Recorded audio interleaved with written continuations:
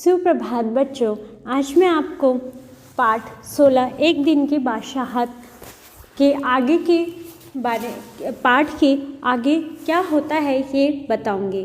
मैंने पिछली कक्षा में आपको क्या बताया था? मैंने पिछली कक्षा में आपको ये पाठ बताया था और आपको बताया था कि इस पाठ में आरिफ और सलीम दोनों बच्चे थे और साथ में हमने ये भी बताया था कि उनके परिवार वाले उनके साथ कैसा सलूक करते थे। यानी उनके परिवार वाले उनको हमेशा डांटते रहते थे और उन्हें ये लगता था कि वो दोनों किसी घंटी की तरह हो गए हैं जो हर कोई बजाता रहता है। तो बच्चों, हमने ये दिखाया कि किस तरह आरिफ और सलीम के साथ घर में बर्ताव हो रहा था और कैसे उनके माता पिता उनके साथ व्यवहार करते थे। और फिर अंत में क्या हुआ? फिर अंत में आरिफ और सलीम दोनों ने अपने मम्मी और पापा से कहा कि हमें एक दिन के लिए सारे बड़ों के अधिकार दे दिए जाएं, यानी हम एक दिन के लिए सभी बड़ों की तरह रहेंगे और सभी बड़े छोटे की तरह रहेंगे। तो आपने देखा कि कैसे आरिफ और सलीम को ये अधिकार दे दिए गए और जब अगले दिन हुआ तो उन्होंने भी बिल्कुल अपनी मम्मी पापा दादा दादी भाई इन सब की नकल उतारना शुरू कर दिया। जब वो उनकी नकल उतार रहे थे तो उनको गुस्सा तो बहुत आया, परंतु उन्होंने सोचा कि एक दिन हमें ये सब सहन करना पड़ेगा। यानी जैसे वो बर्ताव करते थे आरिफ और सलीम भी वैसा ही बर्ताव कर रहे थे और उन्होंने सोचा कि हमें ये सब सहन करना पड़ेगा, क्योंकि एक दिन के लिए आरिफ और सलीम के पास सारे बड़े के अधिकार थे। यानी एक दिन के लिए वो सब बड़ों की तरह कार्य कर सकते थे। क्या कर सकते थे? सब बड़ों की तरह कार्य कर सकते थे। तो बच्चों, अब मैं बताऊंगी कि आगे क्या क्या हुआ। और हमने लास्ट में देखा कि कैसे, जो हमने लास्ट बार पढ़ा था वो यह था कि हमने देखा कि कैसे अब्बा के कपड़ों के लिए बोला गया और अब्बा पहले तो हंसे और फिर अपने कपड़े देखकर सचमुच शर्मिंदा हो गए। आइए आगे बढ़ते हैं। थोड़ी देर बाद जब अब्बा अपने दोस्तों के बीच बैठे अपनी नई गज़ल लहक लहक कर सुना रहे थे तो आरिफ फिर चिल्लाने लगा, बस कीजिए अब्बा, फ़ौरन ऑफिस जाइए, 10 बज गए। जब अब्बा थे वो अपने दोस्तों के साथ बैठकर अपनी जो उन्होंने नई गज़ल लिखी थी वो सुना रहे थे, तब आरिफ चिल्लाने लगा कि बस कीजिए अब्बा, ऑफिस का समय हो गया है, ऑफिस जाइए। यानी 10 बज गए हैं, ऑफिस जाइए। चू चू चुप, अब्बा डांटते डांटते रुक गए। यानी जब अब्बा ने सुना तो उनको गुस्सा आया और वह डांटते डांटते रुक गए। बेबसी से गज़ल की अधूरी पंक्ति दांतों में दबाए पाँव पटकते आरिफ के साथ हो लिए। जब आरिफ उनके चिल्लाकर बोला कि अब्बा 10 बज गए हैं, ऑफिस जाइए, तब सुनकर अब्बा को बहुत गुस्सा आया और वह आरिफ को डांटते डांटते रुक गए। उन्होंने आरिफ को इसलिए नहीं डांटा क्योंकि क्या था, आरिफ उस दिन के लिए एक बड़ा व्यक्ति बन गया था या उससे सारे बड़ों। रज़िया, ज़रा मुझे 5 रुपये तो देना। अब्बा दफ्तर जाने को तैयार हो गए। जब अब्बा दफ्तर जाने लगे तो उन्होंने रज़िया से बोला कि मुझे 5 रुपये दे दो। 5 रुपये का क्या होगा, कार में पेट्रोल तो है। 5 रुपये का क्या होगा, कार में पेट्रोल तो है। आरिफ ने तुनक कर अब्बा जान की नकल उतारी, जैसे अब्बा कहते हैं कि कन्नी का क्या करोगे, जेब खर्चा तो ले चुके हो। जब अब्बा ने दफ्तर जाते हुए 5 रुपये मांगे तो आरिफ ने बोला कि क्या करोगे 5 रुपये का, कार में पेट्रोल भी है। और आरिफ ने ऐसा चिल्लाकर या तुनक कर कहा। थोड़ी देर बाद खानसामा आया। बेगम साहब, आज क्या पकेगा? आलू, गोश्त, कबाब, मिर्चों का सालन। अम्मी ने अपनी आदत के अनुसार कहना शुरू किया। जब खानसामा यानी खाना बनाने वाला आया तो उसने पूछा कि बेगम साहब आज क्या पकेगा। तो अम्मी ने अपनी आदत के अनुसार बोला, या जैसे वो रोज़ कहती थी, उन्होंने कहा आलू, गोश्त, कबाब, मिर्चों का सालन। नहीं, आज ये चीज़ें नहीं पकेगी। सलीम ने किताब रखकर अम्मी की नकल उतारी। जो सलीम है उसने किताब रखते हुए अम्मी की नकल उतारते हुए कहा कि आज ये सब चीज़ें नहीं बनेगी, आज गुलाब जामुन, गाजर का हलवा और मीठे चावल पकाओ। और उसने बोला कि आज गुलाब जामुन, गाजर का हलवा और मीठे चावल पकाओ, लेकिन मिठाइयों से रोटी कैसे खाई जाएगी? अम्मी किसी तरह सब्र ना कर सकी।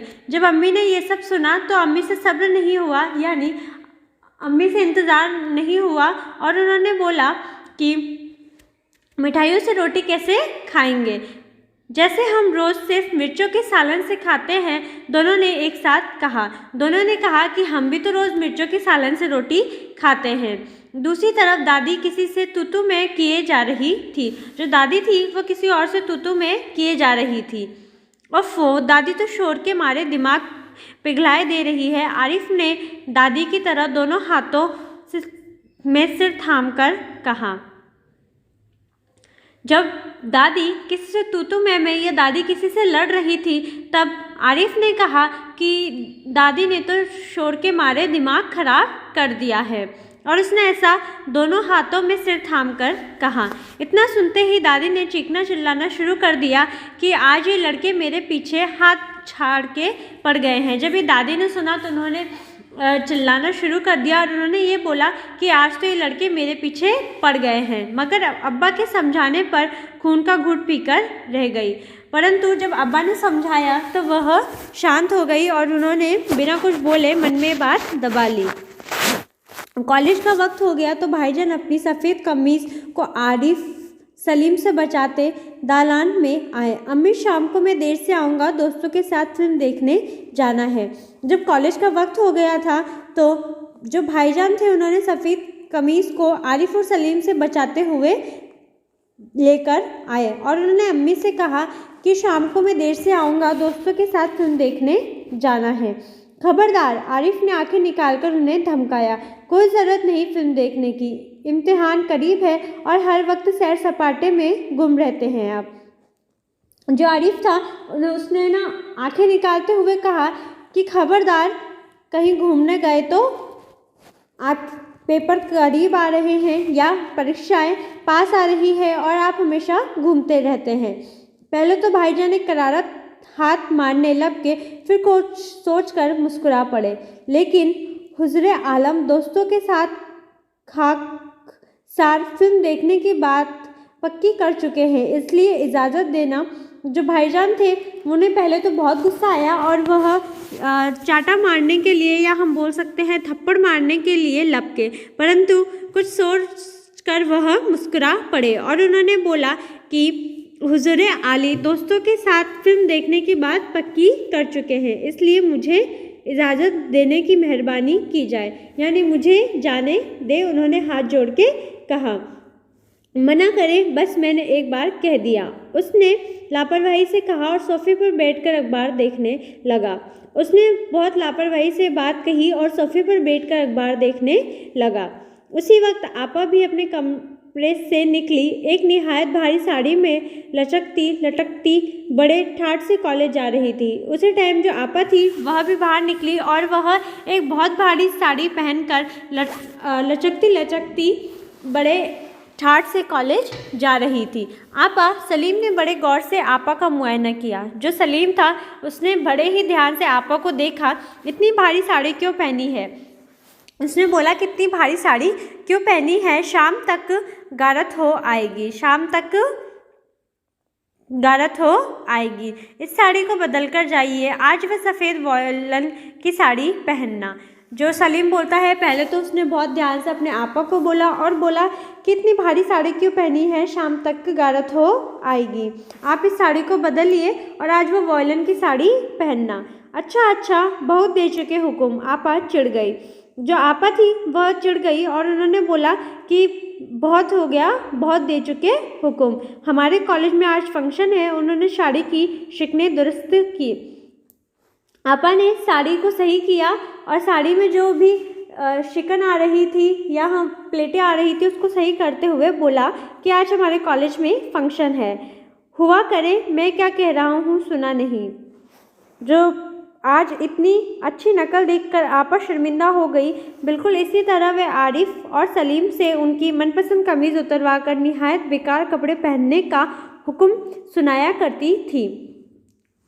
उसने बोला कि हुआ करे, मैं क्या कह रहा हूँ सुना नहीं, आपने सुना नहीं कि मैं क्या कह रहा हूँ। जब सलीम ने